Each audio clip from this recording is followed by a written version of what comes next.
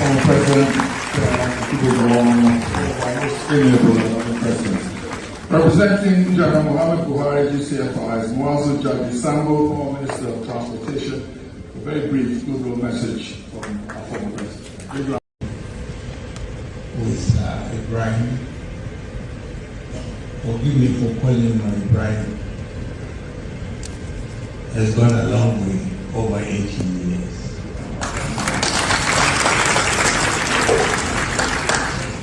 I think the popular argument was who is older. But now I think it has been settled. I vouch you are older.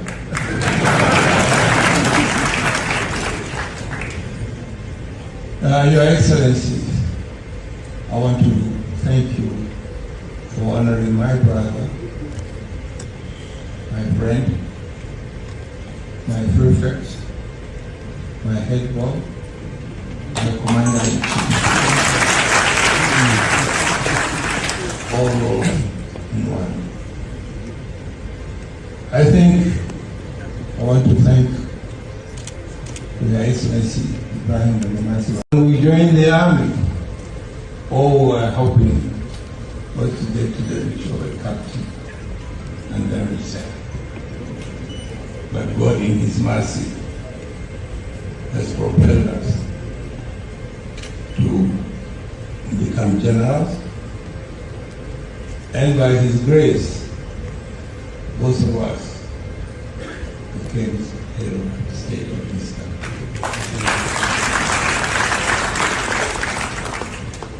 Ibrahim, I want to thank you again for the friendship, brotherhood, and all that.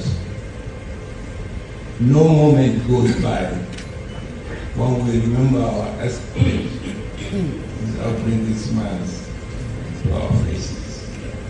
May this smile continue during our true lives as we continue serving our residential responsibility to this nation. Mr. President, I thank you. Thank you very much. The department in the Secretary Government Office, the American government help, because they are source of history. If any scholar wants to know what happened, segment of history, he goes to this presidential library. So the American government helped with the management of the presidential library. That's why all American presidents have presidential libraries, which I listed quite a number of them. And I'm happy that in Nigeria today, we are launching the second one. Obasanjo was built his own, and now President Babangida is launching his own. We will all be going there from time to time to read about the history of Nigeria. So thank you. So it is key. The significance of the memoir tell our history. The presidential library is a custodian of this history, and we plead that those of us who are here and are not yet here, that who are present, are so or have some little advantage of the size of the pocket, should generously contribute to the development of this library. It's not just about Ibrahim Babangida, but it's about Nigeria, about West Africa, and about Africa. I thank you all. To the highest levels of public service. It is the story or stories of a journey of a nation, our nation, Nigeria. It is the Nigerian story, complex, sometimes unpredictable, sometimes stranger than fiction, but always fascinating. Many of the key figures in this book and who shaped the history of our country are here with us today. And that tells another story all by itself. And that is something truly unique about Nigeria.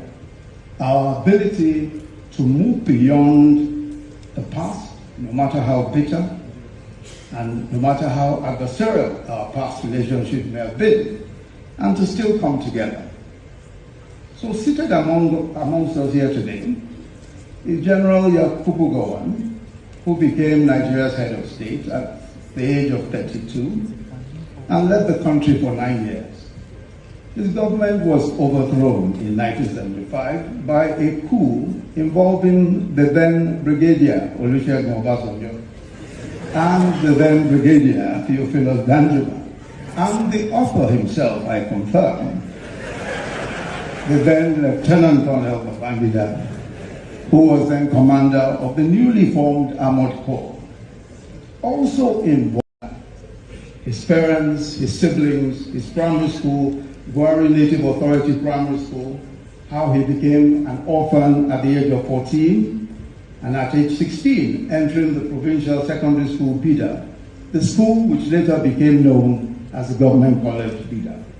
His class, the class of 1957 to 1962, which, as you have heard, produced 2 Nigerian presidents, 4 state governors, a former Chief Justice of the Federation, several federal ministers.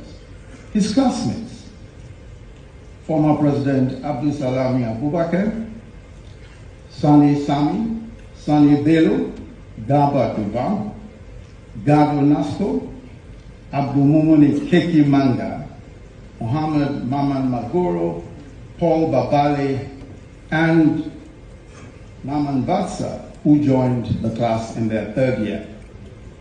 Babangida reveals his nickname. That's the nice one, the nice nickname to readers.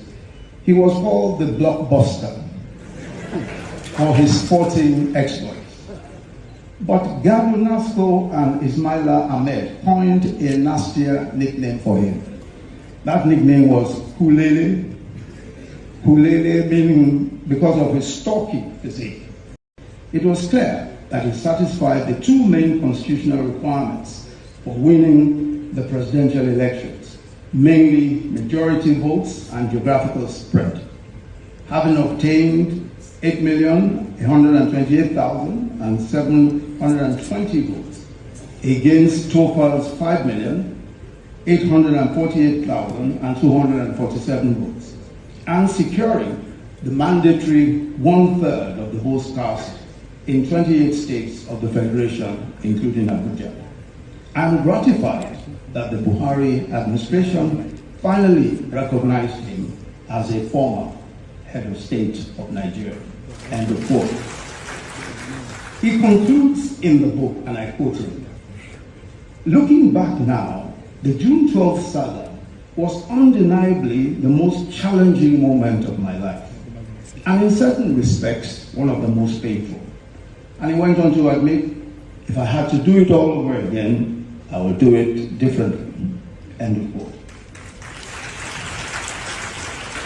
I'll certainly not go into all the details of what he said on these.